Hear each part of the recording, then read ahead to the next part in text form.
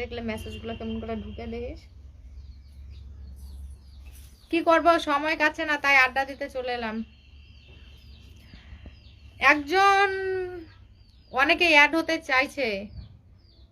পঙ্কজ বর্মন, কাকে অ্যাড করব বলো? এই যে ইসে করলাম, অ্যাড করলাম, দেখি তো।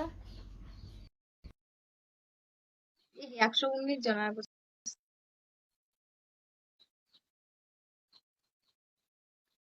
কাউকে অ্যাড করার জন্য ইসে করছি তো, কোথায় ফোনটা হ্যাঁ হয়েছে, দেখি কে। ওরে বাবা, দোকানে বসে বসে ভালো আছো, অ্যাড করা শিখে গেছি এবার। আরে কি ভালো আছি, তুমি কেমন আছো? তোমার আওয়াজটা আসছে না ভালো করে। ও আসছে এবার। বলছি ভালো আছি, তুমি কেমন আছো দিদি? এই তো ভালোই গো, তোমরা ভালো আছো তো?